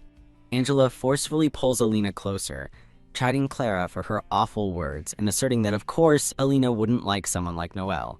Gritting her teeth in frustration, Alina thinks about how desperately she wants to shake off Angela's controlling grip. The women mock Alina's taste in men, with Clara declaring that she and Noel are perfect for each other because they're both not normal, enraging Alina further. Having had enough, Alina abruptly turns and walks away from her tormentors. A voice calls out his name as Robert appears, coolly holding a small cake. Robert takes a bite and calmly tells the gossiping women that a secretary should know their place and not intrude on private conversations. Angela and Elena stare in stunned silence at Robert's unexpected intervention. Robert smoothly pulls Alina away from a shocked Angela, distracting her by commenting on the delicious food, as Angela shouts his name in fury. He leads Alina through the crowd by her arm, declaring he hasn't eaten enough and that they should go somewhere else. Looking down from a balcony, Clara fumes, shouting at Robert for acting so high and mighty for a mere secretary. In a softly lit floral setting, Robert looks at Alina and tells the other women he works with her because she has something they don't. The scene shifts as Robert and Alina walk together past a grand, starlit window. Alina tells Robert he can go back and eat, but he just looks at her with a quiet, serious expression. Surprised by her thoughtfulness, Robert watches as Alina gives him a gentle, reassuring smile. Alina looks away, quietly agreeing to his unspoken wish to stay with her. He gently adjusts a butterfly pin in her hair, telling her to enjoy the party and dance with the most handsome man there. With a charming grin, Robert points to himself and declares, "That's why I like you." As Robert's image fades, a bewildered Alina wonders how on earth they could possibly be alike. Gong! 7 chimes ring out through the grand hall, signaling the official start of the ball. Standing alone under a spotlight, Alina prepares herself as the narration announces it is time for the first dance. Alina stands poised and elegant, waiting for her partner. The red-haired Grand Duke makes a dazzling appearance, complimenting Alina on how especially beautiful she looks. Onlookers murmur about the Grand Duke dancing with Alina, calling them a stunning couple as he takes her hand. Alina looks up in confusion, realizing the Grand Duke never actually asked her to dance. Her confusion deepens as he turns away from her, calling out for Lady Angela instead.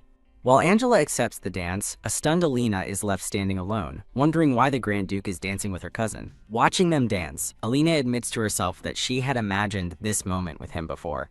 However, Seeing Angela in her elegant black dress dancing gracefully with the Grand Duke shatters her fantasy. Standing alone on the dance floor, Alina feels utterly foolish. She looks down, her face a mask of disappointment and humiliation. Suddenly, she is surrounded by hopeful suitors, asking if she has chosen a dance partner yet. Two men argue over who is the more appropriate choice to dance with her, trapping a wide-eyed Alina between them. Alina looks on in panic, feeling overwhelmed by the unwanted advances. The men continue to bicker, completely ignoring her obvious distress as they vie for her attention. As the two men argue over her, one dismisses her as a commoner, despite her wealth. A voice cuts in, scolding them for acting so high and mighty as Alina turns toward her rescuer. She looks up at the man who intervened.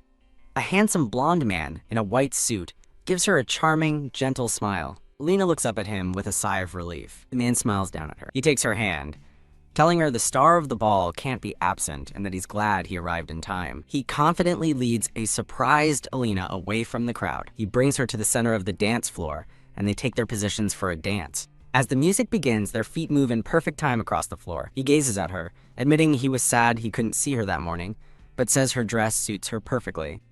Alina smiles, clearly captivated by his words. He tells her she's more beautiful than anyone else on the entire Cernara Peninsula. The two share a happy, radiant smile as they continue their dance. As he twirls her, he remarks that dancing like this feels strangely familiar, not like the first time. A beautiful memory surfaces of a younger Alina and the man dancing together in a field of pink roses. A flustered Noel thinks about their old height difference and how long it's been since she called him by a certain name. He admits he gets nostalgic and asks her to act like she used to once in a while.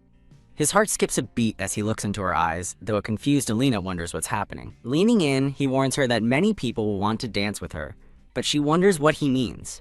She quietly thinks of Noel, her expression softening. She recalls a moment at the opera when the Grand Duke kissed her on the cheek. A memory shows her standing alone in a white cape after the event. The memory fades on a close-up of her gloved hand. Looking downcast, she thinks about how foolish she was. Back in the present, Noel's expression hardens as he thinks about the Grand Duke leaving her alone to dance with. Angela, his anger boiling over at the thought of the Duke choosing her cousin instead of Alina. Gritting his teeth, he struggles to contain his rage. Snap! Suddenly, Noel collapses onto Alina's shoulder as she cries out his name in shock. He thinks that he can't bring himself to act out when she looks at him with such concern. Despite being ready to explode with anger moments before, he sighs in resignation, deciding to let it go. A figure in a white cloak with a fur collar is seen from behind. As Alina stands with Noel, she notices a man with a torn outfit and wonders what happened. She gives Noel a bright, reassuring smile. She suggests they could take a walk, or just talk in her room. Blushing, Noel agrees, noting the song is ending, and that he has something to tell her anyway. She gently takes his hand, telling Noel that as long as she has him, she doesn't need anything else. Her words strike him deeply, as he recalls she has always said that since childhood, and he clenches his fist. Suddenly overcome, Noel collapses. He pants heavily as a panicked Alina leans over him, asking what's happening all of a sudden. Touching his face, she realizes with alarm that he's burning up with a fever. The scene abruptly shifts to Robert, calmly taking a bite of cake. From across the hall, Alina calls out Robert's name. She stands alone, her expression serious as she waits for him. Robert acknowledges her with a simple, "Yeah." Alina reacts with a look of pure shock. Blushing furiously, she recalls a moment that left her breathless. She continues to look flustered and embarrassed. She demands to know what he's talking about, but he bluntly tells her that what she experienced wasn't a kiss and that she's missing out. As a memory of him kissing another woman appears, Robert explains a kiss isn't just putting lips together and scoffs, that she's been taught everything but that. As Robert leans in close, a flustered Alina asks if he's serious about demonstrating a kiss, to which he simply asks, why not? He gives her a clinical lesson on kissing, explaining how to press lips and tangled tongues, nonchalantly asking if it sounds easy.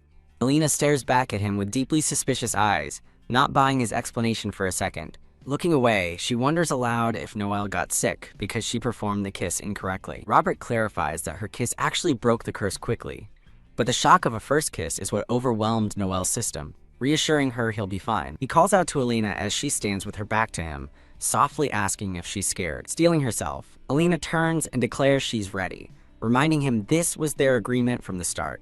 She clutches her arm nervously, preparing for what's to come. Robert thinks that sacrificing his arm won't be fatal and hopes it will be enough to satisfy him but then recoils in disgust, clarifying to a confused Alina that he's not actually going to eat her. He leans in close to her neck, explaining that what he intends is more of an old-fashioned method. He bites down on her neck, making her cry out in pain. Alina touches the spot on her neck, shocked by his sudden, painful action. She flinches away, still reeling from the bite. Robert sternly reminds her not to dare forget the promise she made to him. As she turns and walks away toward a grand doorway, Robert tells her, "Same to you, Alina." The next day, a recovered Nolipus confirms his body is back to normal and resolves to tell the young lady what he discovered. He recalls his collapse during the dance and examines his only clue, a torn scrap of white fabric he found. Memory of a figure in a white cloak flashes in his mind as he deduces the owner of the fabric. Noah walks down a sunlit hallway, his expression tense with suspicion. He peeks into a room, spotting Angela sitting alone on a sofa. Startled, Noel turns to find Angela right behind him. She calmly states that she was waiting for him. Angela offers him a confident, knowing smile. Noel's eyes widen in shock as he realizes, asking, "That was you, wasn't it, Noel?" Wait, the dialogue bubble says, "Noel." This means Angela is addressing him, but the question is phrased as if he is asking himself. Rereading, "That was you, wasn't it, Noel?" The bubble tail is pointing from Angela, so Angela is asking Noel if it was him. Angela asks Noel if the man with Alina was him. Angela taunts him, stating he wasn't the one who danced with Alina, and tells him to calm down as he asks what she's implying. She reveals that the man who was with Alina had light blonde hair and green eyes. As a memory of Robert's lookalike dancing with Alina appears, Angela's voiceover remarks on Robert's acquaintance who resembles him, while Noel wonders if they truly look alike. Noel confidently defends himself, stating his body hasn't changed in years and that he was bedridden from exhaustion the previous night. Angela dismisses his alibi, retorting that he's been strange ever since he arrived at her house. Losing her temper, she accuses him of making fun of her and demands to know if he's using magic on his body. Changing the subject, Angela asks Noel if he knows the details about a, quote, "a big announcement" the accountant Justina mentioned for the closing ceremony. Noel looks genuinely surprised, admitting that this is the first he's heard of any announcement. He inwardly deduces the announcement must be about the guild's successor, pushed by the guild head, then feigns ignorance to Angela. Angela stares at him with a sharp, piercing gaze, clearly doubting his denial. She sighs in resignation, deciding to let the matter drop for now. As she walks away, she remarks that his efforts seem to have been for nothing. Noel tries to rattle her by asking who the Grand Duke's dance partner was, though he thinks he already knows the answer. Angela glances back over her shoulder, a triumphant smile spreading across her face. She turns away smugly as Noel weakly argues that the Grand Duke wouldn't make such a choice without good reason. Clenching his fist in anger, Noel realizes the Grand Duke is playing games with Alina and vows he won't let it slide. Elsewhere, Alina, in a simple blue dress, decides she needs to thank her mysterious dance partner in person someday. With a gentle smile, she peeks around a bookshelf in the library. She spots Noel reaching for a book on a high shelf. Noel turns with the book in hand and greets her with a warm smile. The two share a pleasant, smiling glance in the sunlit library. Alina sees the book is titled Witch's Biography and assumes Noel is also worried about Robert. Her assumption leaves Noel looking utterly bewildered. With a determined gaze, Alina promises Noel that she will definitely find a cure for him. She punctuates her promise with a bright, heartfelt laugh. Just then, the accountant Justina appears, announcing that Secretary Rizzo is looking for Noel regarding the theft, interrupting Alina's explanation about the big announcement. Flustered by the interruption, Alina waves her hands and says it's fine, deciding to just start with a lighter book for now. A smiling Alina tells Noel she sincerely hopes the day's big announcement will conclude smoothly. At the closing ceremony, Justina begins the announcement, stating her authority as secretary and agent for the Merchant Guildmaster.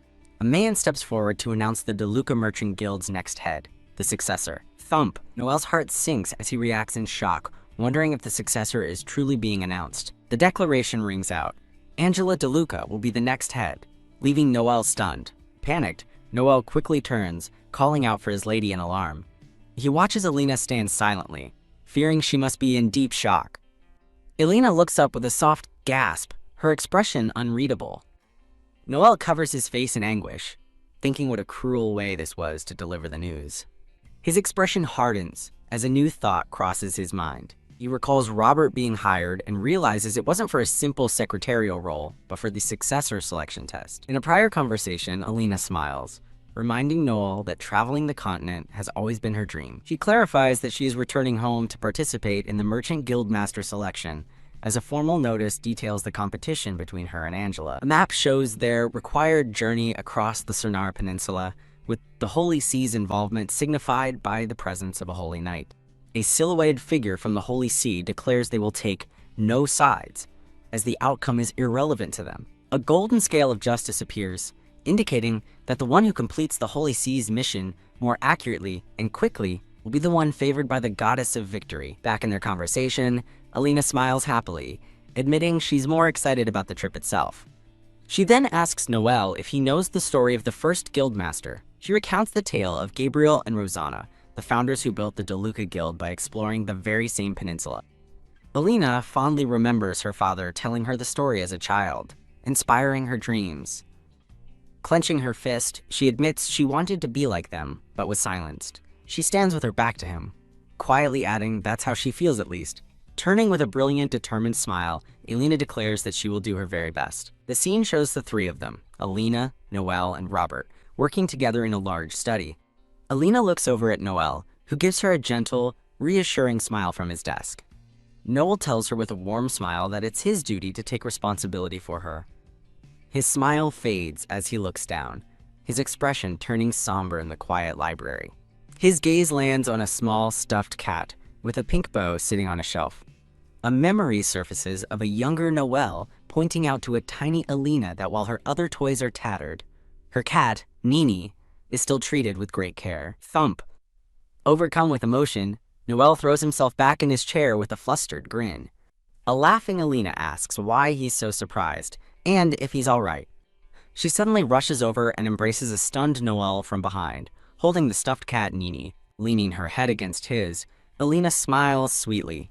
Noel asks if she was going to the library, but she explains she left Robert there to come see him instead. Stepping back with resolve, Alina declares that his responsibility is also her responsibility.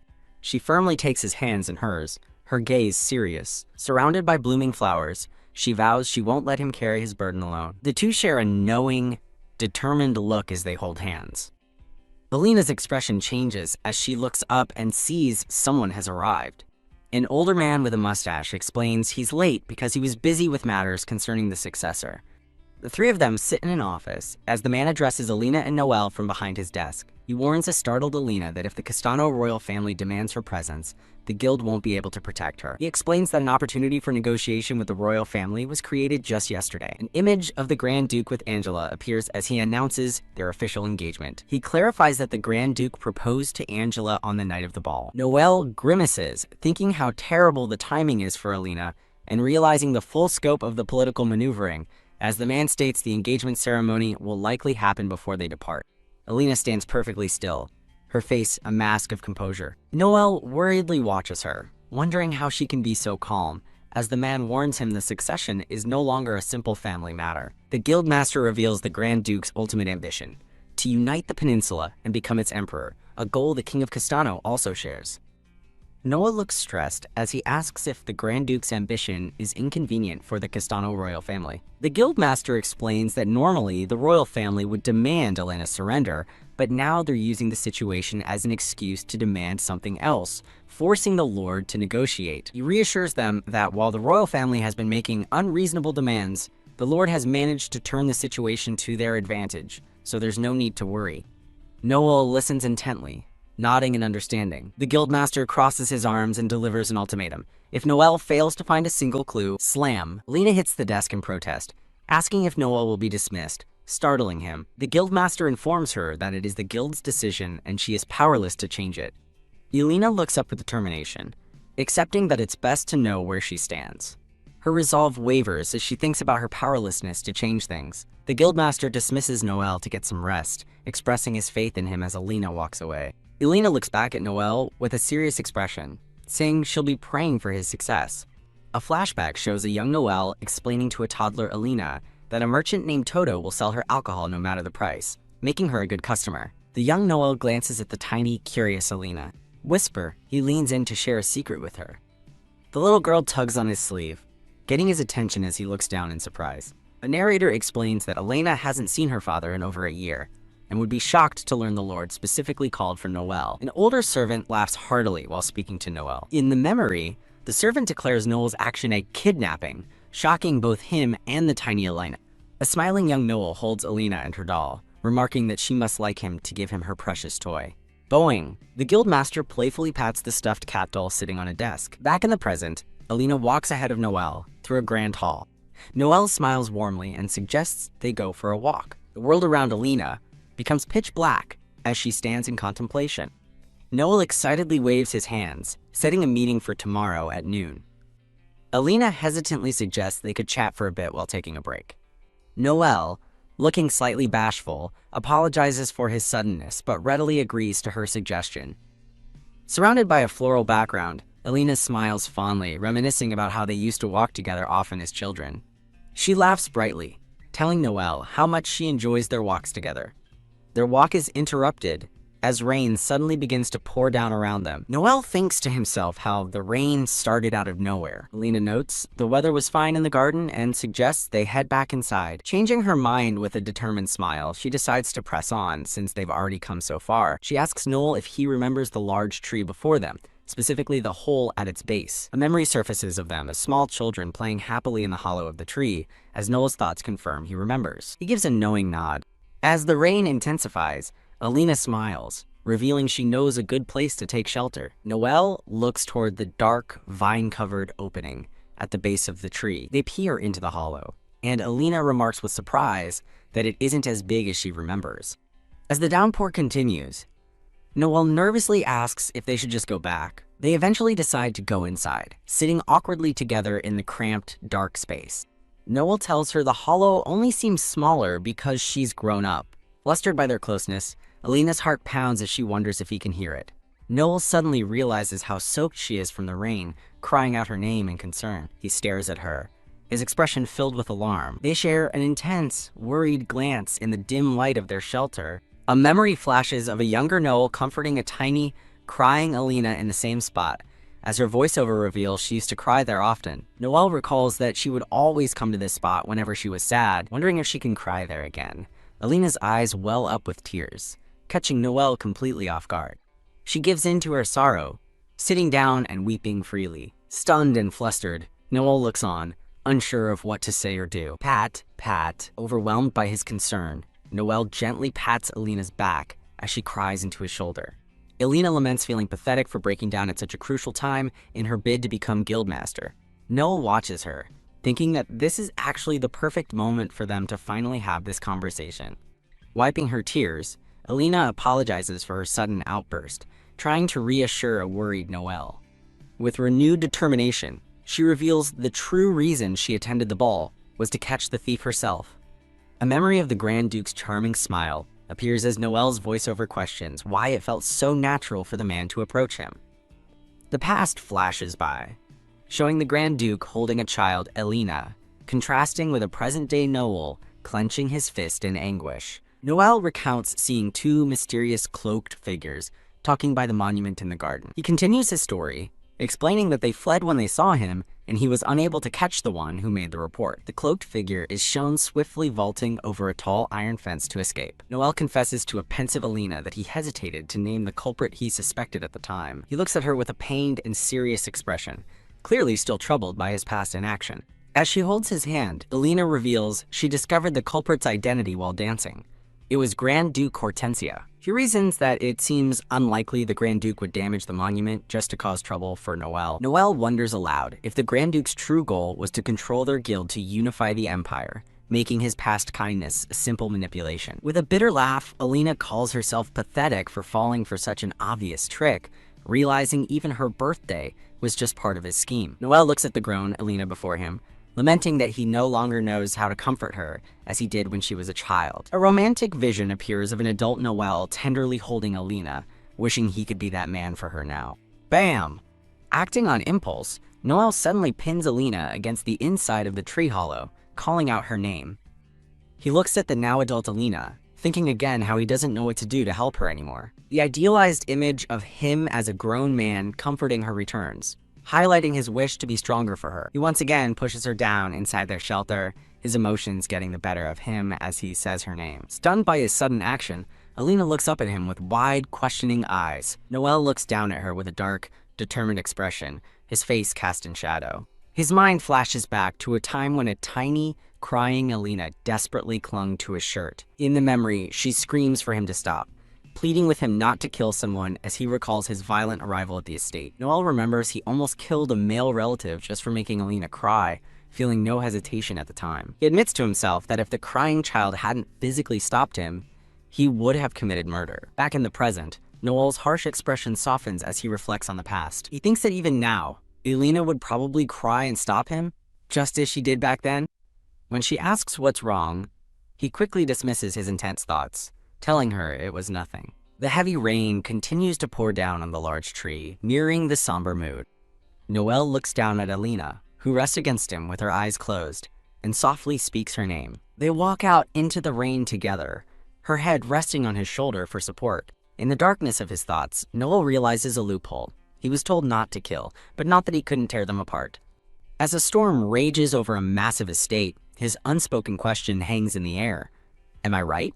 The scene shifts inside, where the Grand Duke speaks confidently with an unseen associate. He boasts about his master plan, stealing the monument to incite conflict and getting engaged to Angela, all to pave the way for unifying the peninsula. His partner agrees it was a perfect plan, ruined only when Antonio unexpectedly announced both sisters as guild master candidates.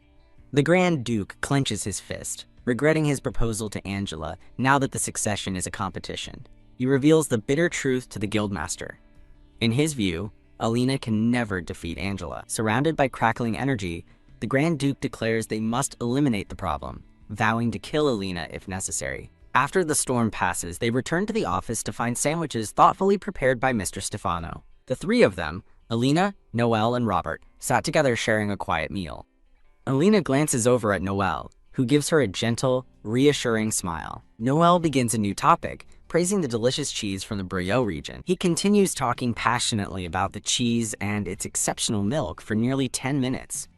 Alina listens patiently, her expression calm as he continues his lengthy explanation. Noel mentions the cheese has been popular since the guildmaster was young, then gasps as a thought suddenly strikes him. Alina's eyes widen with dawning realization as Noel adds that the price of that specific cheese has suddenly skyrocketed recently. As the realization dawns, Alina calls Noel's name and asks a pointed question about when cheese prices typically rise. Noel confirms her theory, explaining that a recent decrease in supply is the reason for the price hike. From an overhead view, the three of them sit in the quiet room, the weight of their discovery settling in. Looking utterly exhausted but impressed, Noel thinks to himself that Alina is really quite something. He sighs in frustration, admitting to himself that he still has no solid leads to follow. Standing decisively, Noel laments that with Pietro sent to Renicio village, he has no one left to send to Brioche. He stands by the door, his expression hardening with resolve. A cheerful man named Camillo, the De Luca family's former physician, arrives and announces he rushed over after receiving a letter. Holding his doctor's bag, Camillo correctly guesses that Noel is about to leave on a trip for some kind of test. Noel calmly informs him that their first destination is Brioche, causing Camillo to shout in absolute shock, demanding to know if he's serious. Camillo pleads with Noel, hoping it's a joke, while a confused Noel wonders if he's being asked to teach the doctor something. Growing increasingly frantic, Camillo grabs Noel's arm and asks with wide, terrified eyes if he's really going to Brioche, knowing what kind of place it is. As Camillo continues his desperate questioning, a bewildered Noel finally asks what's going on. Bam! Camillo shouts that Noel is missing the point, insisting that Brioche is a place he absolutely must not visit. Clutching his briefcase, Camillo sweats nervously as Noel realizes that for such a rational man to act this way, something must be terribly wrong. The doctor turns and begins to run away in a panic. Noel reaches out, urging Camillo to calm down and remember that the position of the next guildmaster is at stake. He explains that they can't simply change their destination, which makes Camillo freeze in his tracks. Noel asks him to explain his desperation, pointing out that if they don't go, Alina will have to give up, leaving Camillo speechless. As Noel narrates his fruitless research, a dark, foreboding castle appears, revealing the truth. Brioche has completely closed its borders. A map of the region is shown as Noel explains that, while local kings sometimes close borders, this feels different. Noel reasons that since Dr. Camillo is from Hortersia, the only power capable of silencing the entire peninsula would be something far greater than a mere royal family. With dawning horror, Noel wonders if the powerful Holy See is behind everything. Noel continues his train of thought, questioning if the Holy See is the one blocking Brio's border and controlling all information. As an unrelated thought strikes him, Noel wonders why someone mentioned Cosmo Lucio, a famous medical scholar. In a sudden shift of mood, Noel waves goodbye to a departing Camilo. The scene transitions to the grand estate under a starry night sky. Huff, leaning over his desk late at night, Noel clenches his fist in frustration, admitting he's still completely clueless. In a later meeting, Camilo uses a stethoscope on Noel and declares his body to be in perfect condition, offering no explanation for his strange symptoms. Camilo states that if there's no medical issue, he can't help, reminding Noel that he's a doctor, not a mage or a priest. However, Camilo admits that the combination of Noel suddenly growing and shrinking and the Grand Duke's engagement to Angela is just too strange to ignore. Noel asks if the engagement seems objectively strange, adding that the Grand Duke always appeared to be fond of Alina, which leaves Camilo in deep thought. Camilo admits he was surprised the engagement wasn't with Alina and resigns himself to simply praying for Noel's safe return, leaving Noel looking deeply troubled. Noel's mind races, connecting the pieces: the monument's theft, the possibility his condition is a curse, Brillo's sudden isolation, and the Holy See's hidden involvement. A cloaked figure suddenly appears in his study, startling him. The man removes his hood, revealing himself to be the investigator Pietro, who has just returned from Renicio village with news about Robert Alfonsi.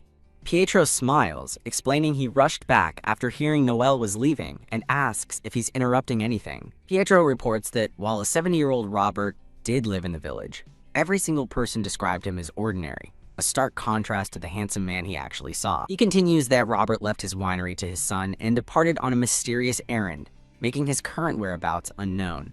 Noel dryly imagines the charismatic Robert waving a cute bye, clearly not buying the ordinary story. Pietro concludes his report by mentioning he met the unremarkable son, but that the wine was incredible, lamenting that they still learned very little. Noel states that Robert's identity is now effectively a blank slate, prompting Pietro to worry about the danger of him traveling with Alina. Lost in thought, Noel wonders if Alina would have deliberately chosen such a suspicious and mysterious person for a reason. As Pietro recalls the rumor that Robert is a witch's son, Noel questions if he's even the right man for their quest. Pietro asks for his next assignment, and Noel gives him a new, secret mission, not to investigate Brio, but to keep a close watch on Grand Duke Hortensia for an entire year. Noel explains that Pietro is the only private investigator he can trust with such a personal matter, making Pietro blush with pride.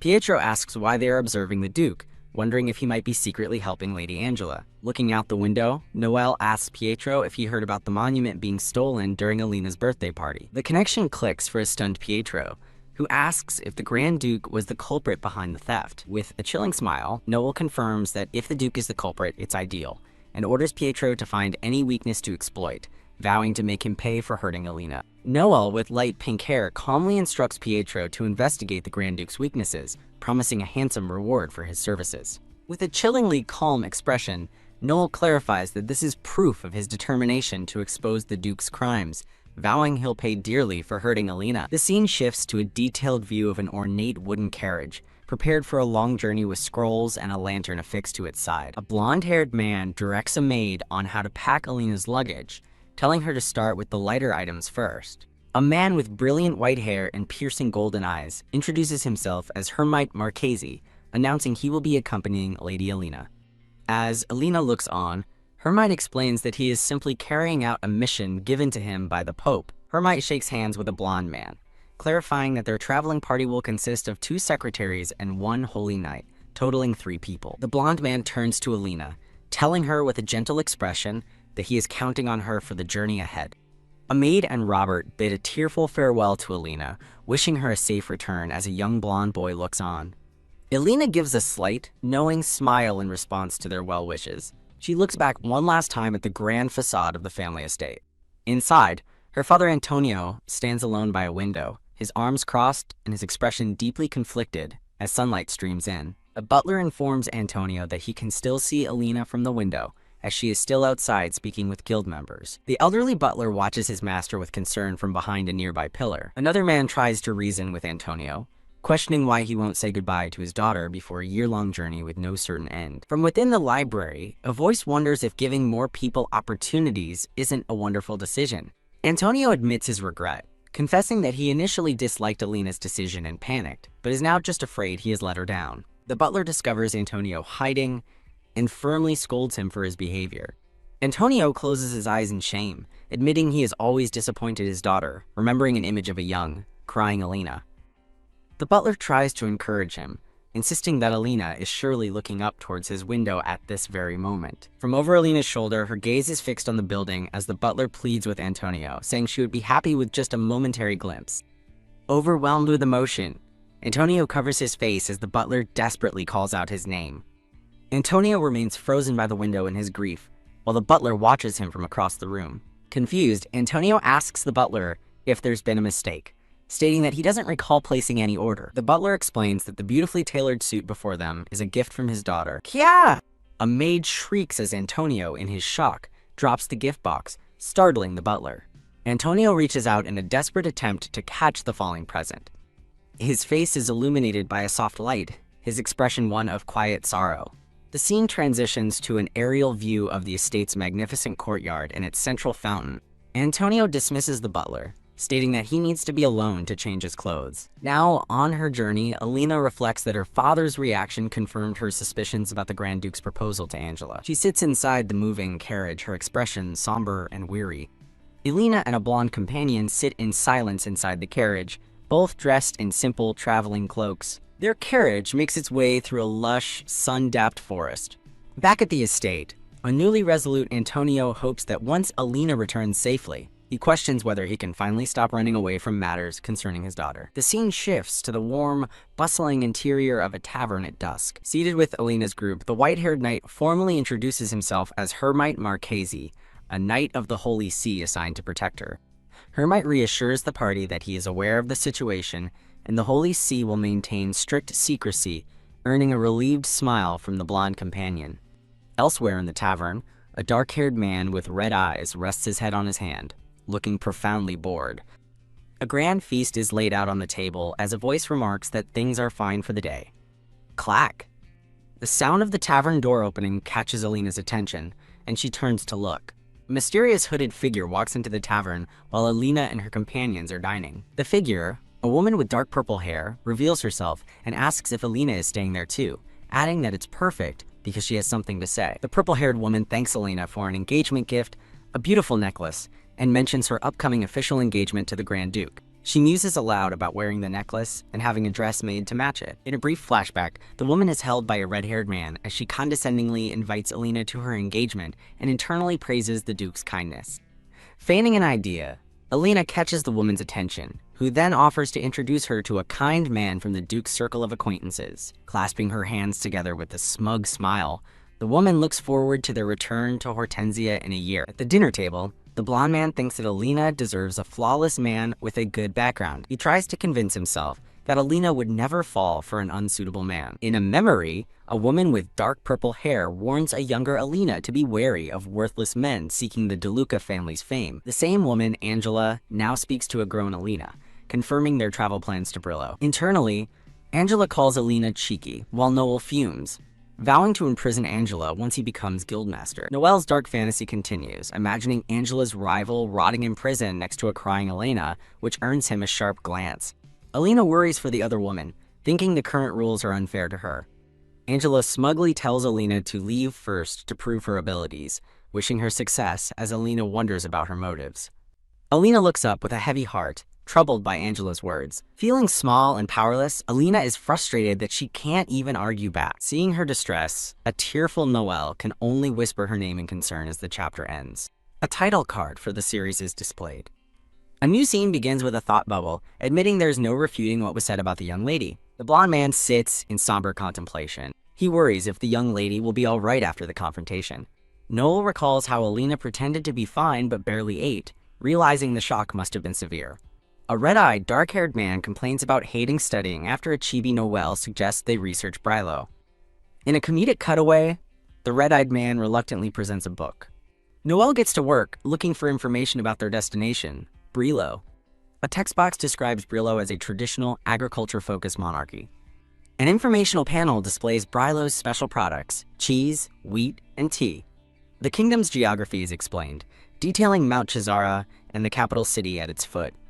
Information reveals the kingdom relies on mountain water and difficult carriage transport. As Noel notes, some details are missing. While the red-eyed man reads, Noel excitedly plans their arrival, starting with the seasonal markets. The red-eyed man erupts with excitement, insisting they visit a shop called Martino and a tavern named Under the Cherry Tree. His book highlights these locations, noting the capital's good food and the Red Bull Inn. That night, Noel lies awake in a new room, complaining to himself about the uncomfortable bed. His red-eyed companion calls him childish and promptly goes to sleep. Lying awake, a frustrated Noel thinks that his companion is the childish one. Having gained no new information, the group departs for Brillo by carriage. They successfully pass a checkpoint, thanks to Lord Hermite's authority.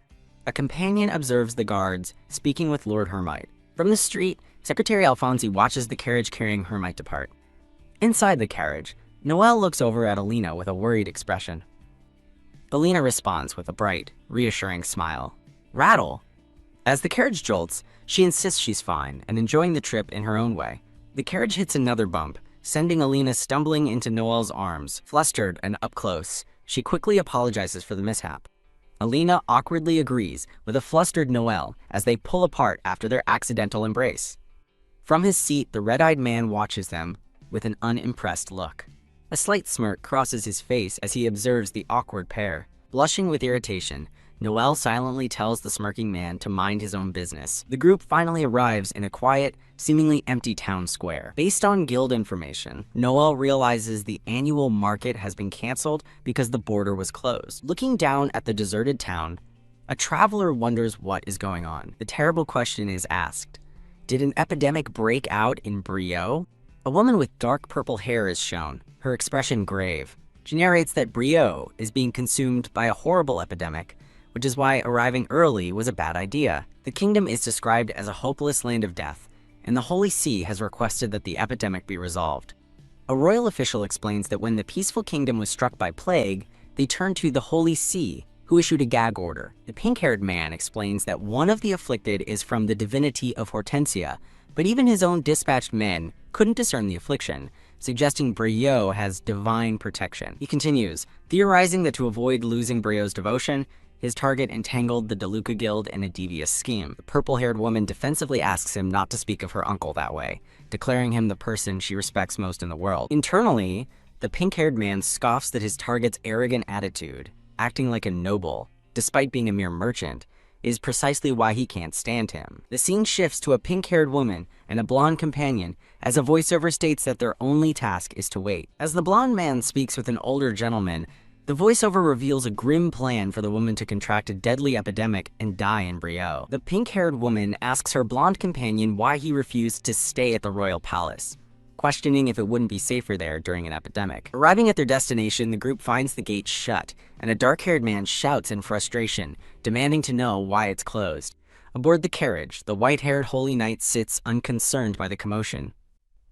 The dark-haired man worries that other places will be closed too, and desperately asks the pink-haired lady for guidance. The young blonde man looks startled and embarrassed by his companion's outburst. The blonde man grabs the dark-haired man, reminding him to have some common sense with a holy knight present, as their actions will affect the guildmaster test. Their argument is interrupted when an older woman grabs the back of the blonde man's cloak. Surprised, the blonde man turns to face the woman as the holy knight looks on from the carriage. The holy knight coldly states he cannot help them, as he is merely a guard, not an ally, and suggests they return to the palace if they're already stuck. With a look of resolve, the blonde man declares that they have come under the request of the Holy See. He announces their mission is to solve the epidemic of Brio, capturing the knight's attention. The older woman internally doubts their claim, thinking that many people falsely used the Holy See's name. Her skepticism vanishes as she looks at the blonde man with newfound sparkling admiration. A radiant, floral aura surrounds the blonde man as he offers a gentle, questioning smile. The older woman and the pink-haired lady stare at the confident young man. With a charming smile, the blonde man asks the woman if there's an inn where their group of 4 could rent 3 rooms. The woman says she must confirm something first, given that a lady is present, as the 2 companions look on. The blonde man maintains his pleasant and agreeable smile. When the woman suggests he and the lady could share a room if they are family, the blonde boy blushes, thinking, sharing a room with the young lady? He remains flustered by the suggestion, while the pink-haired lady appears unfazed. The pink-haired lady calmly states they should have separate rooms, offering to sleep on the floor herself if needed. As she turns to leave, the blonde boy watches her, surprised by her quick resolution. The older woman happily gestures for them to follow her. Standing by their carriage, the pink-haired woman questions the need to stay in a house where the husband is likely a victim of the very epidemic they are investigating. The group enters a large, Tudor-style building, as a voice expresses relief that it's larger than it appears. The blonde man leads the way upstairs, pointing out the separate entrance for the second floor. The innkeeper assures them the space is kept clean and that she will bring their meal up to them. The four companions gather around a wooden table for their meal in a rustic dining area. While the lady is grateful for any food, the dark-haired man complains about the meager jerky and fruit, earning a rebuke from the blonde man about the town's poor conditions. The blonde man slides a plate of food toward his complaining companion. Challenged about their chances, the blonde man confidently asserts that the Holy See would not have sent them if success were impossible. The white-haired knight, Hermite, raises his glass and announces their next move, to meet a doctor named Cosmo Luzio. Hermite scoffs at the blonde man's plan, mocking him for relying on a heretic cast out by God and telling him to do as he pleases. Whoosh! A cloak is tossed aside in frustration. In their room, the blonde man stands fuming, while the pink-haired lady sits calmly on the bed. With a smile, she notes that Hermite is not entirely heartless, since he gave them the room and let her use the bath first. She playfully asks if he's already homesick, thinking to herself that he's treating her like a child. The blonde man smiles back, reminding her that he is, in fact, older than she is. He tells her to use the bed he prepared and heads off to take a bath.